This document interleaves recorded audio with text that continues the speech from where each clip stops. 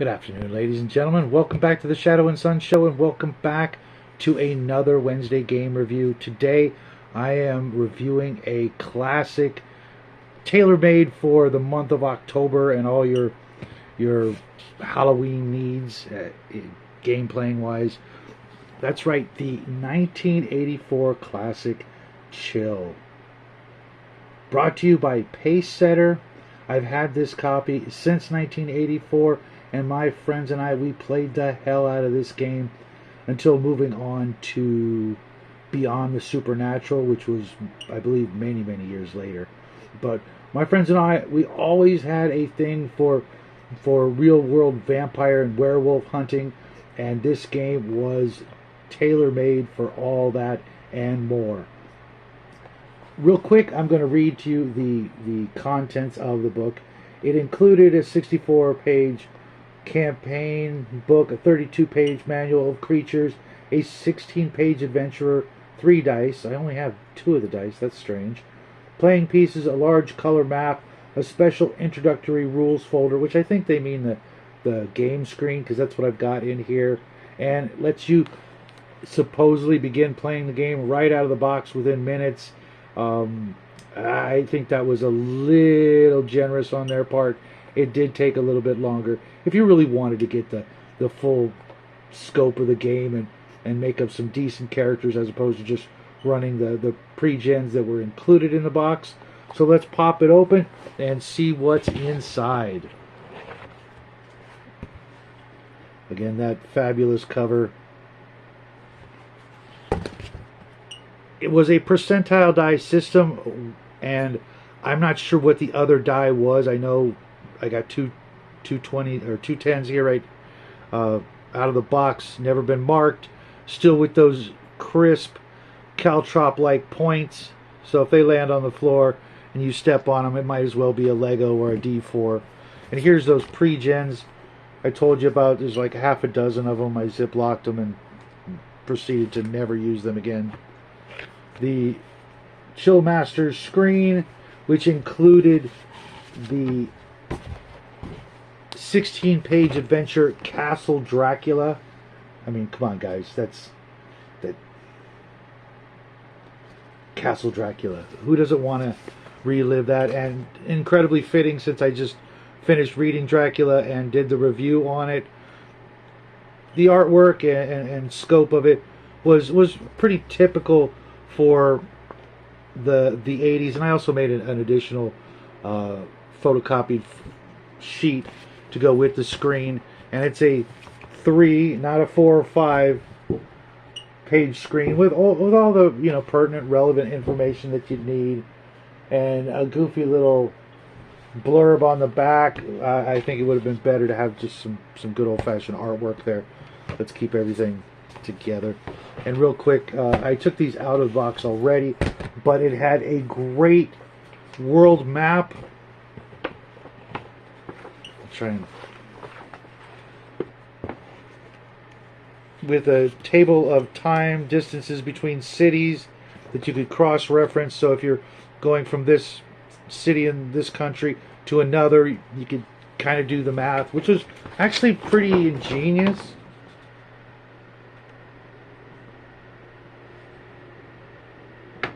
Nothing too complicated.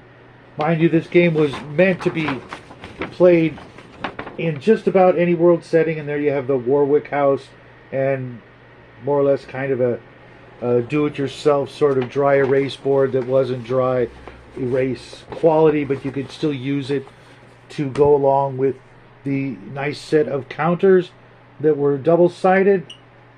On one side you had characters and monsters and ghosts and ghoulies, and on the other side you actually had furniture and stairs, things like that, and a little measuring device there. I forget what that was for.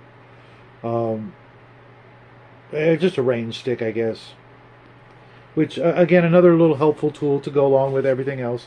And mind you, this came out for about $20 for the box. I could be off by $5 maybe, but I seriously doubt it was any more than that.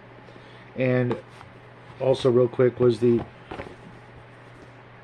secondary introduction adventure Terror in the Warwick House. I think this was more or less a ghost story.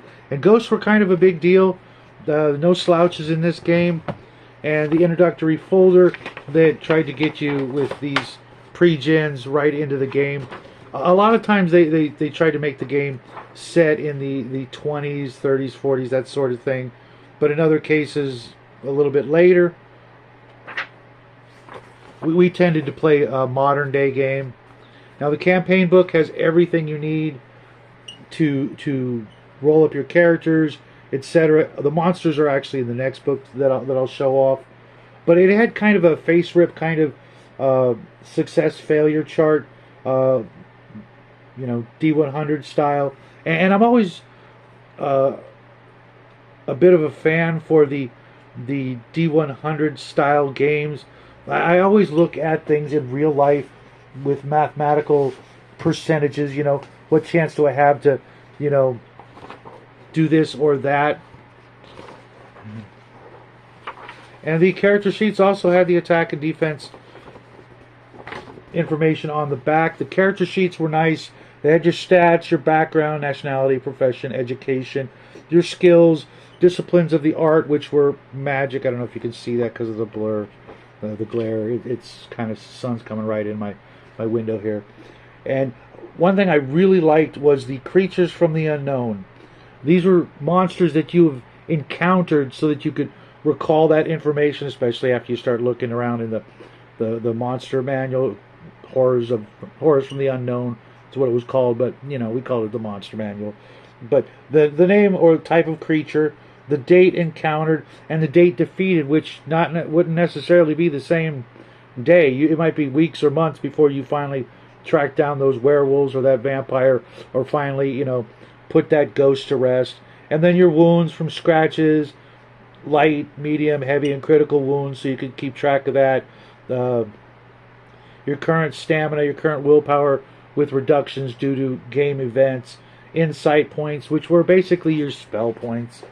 And then, last but not least, in the box set, because I'm going to give you a bonus by showing you off my small collection of adventure modules, which there were quite a few, and I'm still on the hunt for many of the other ones, but this is the Horrors from the Unknown. Little Elvira kind of thing going on there. Kind of looks like a girl I dated, but, that's another story. But it had, let's see what it had in it, just to... It also had the magic for the monsters, their version of the art, the Evil Way, or whatever it was called, which was cool because that way the players, if they had a copy of this, they could try to study up on the magic that the monsters had, but it kind of left it kind of relegated to just the GM or Chill Masters reference. It was kind of like a GM only book. The other book, everybody had to go through it and learn all that stuff, but it had animals, bats, cats, that sort of thing, horse, mamba, rat, spider, vulture, wolf, and then the things like ghouls, mummies, werewolves, zombies, then the incorporeals, a fetch, a ghost, hate, which was another form of ghost, I guess. Pretty nice picture there. Werewolf ripping apart some zombies, I guess. It's kind of cool. Because, as you'll find out later, there was a book, I think, called Creature Feature that allowed you to make up monsters as characters, and unfortunately, I think someone absconded with my copy of that book long ago. Now, special creatures included changeling, vampires, and that was it. I know there were other monsters later on in other books, but let's get on to those other books. Don't want to take up too much of your time, but there's that cover again.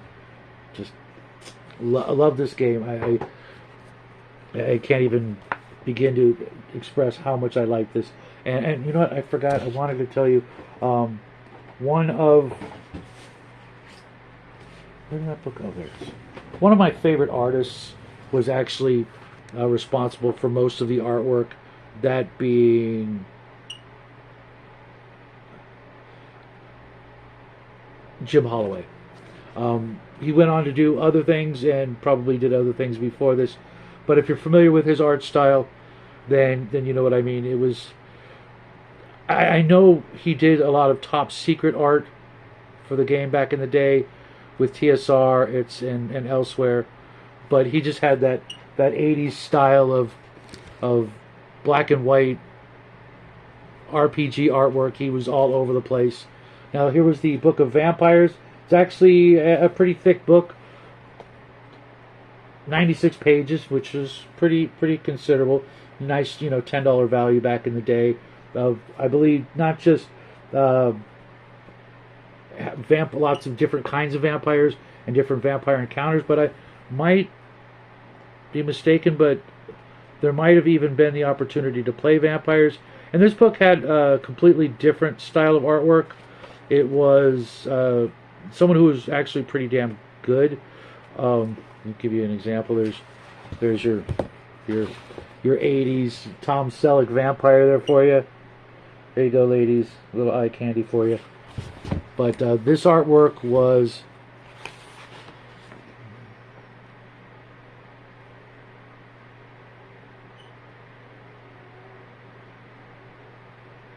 I think it's Stephen Sullivan or Susan Collins. Interior and cover illustrations by Susan Collins. Yeah. So not bad artwork. Like I said, almost 100 pages. Then Tutmost Night, which was obviously Trail of the Mummy sort of adventure. Nice, not as thick. Only 31 pages. But a nice solid adventure. We ran through this one. This one was just 1980s, schlocky horror, Isle of the Dead, carnival, roller coasters, fun house, that sort of thing. We ran this, but I think it came to a tragic end for us. Haunter of the Moor, obviously, you guessed it, werewolves. Enough said, right, guys?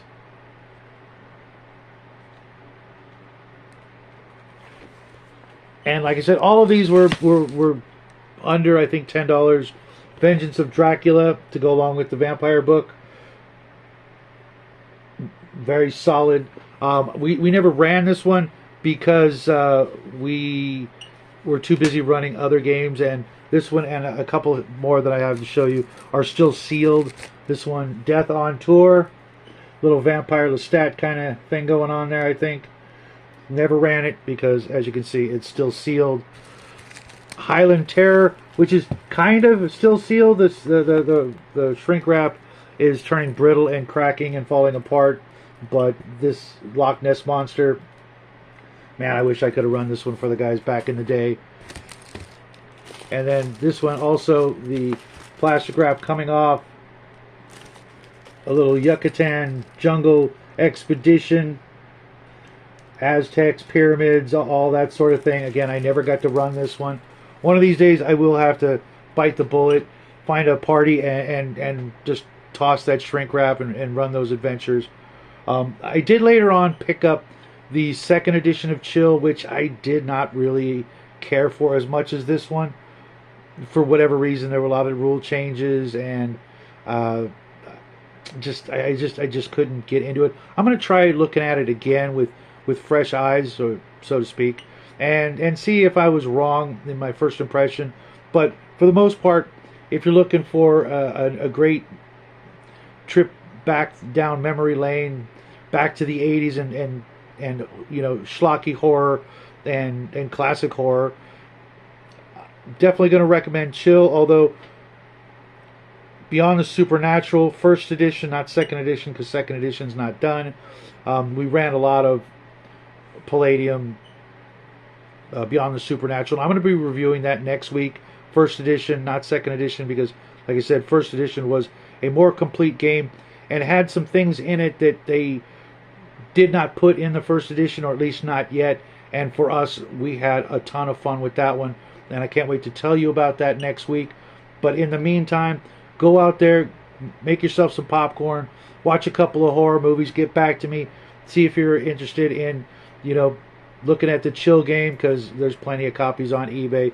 It's not super sought after. There's so many other more popular games, but if you want a simple, you know, humans versus the bad guys, you know, supernatural Winchester Brothers kind of thing, I highly recommend this game. It's not too crunchy, it's not too streamlined, but it was a lot of fun. We enjoyed the heck out of it, and I'm going to hang on to it for a good many years. It's not something I'm going to part with. To be honest, I don't think there's too much of any of my collection I'll ever part with. But if you ever played the game, get back to me, let me know. Again, we could start up a conversation, see where that goes. If you enjoyed the game, I'd love to hear from you guys. But until then, I'll see you guys real soon. I'll be on Gatekeepers tonight, Table Breakers tomorrow, and I'll be putting out a couple more videos this week before Friday, because I got a lot of things bubbling in my brain cells there, and I want to get out and share with you guys, and again start up, you know, some conversations, see where they go. From all of us here at the Shadow and Sun Show, we love you guys. Hope you guys are getting ready for the weekend, even though it's only Wednesday, and we'll see you guys real soon. Bye.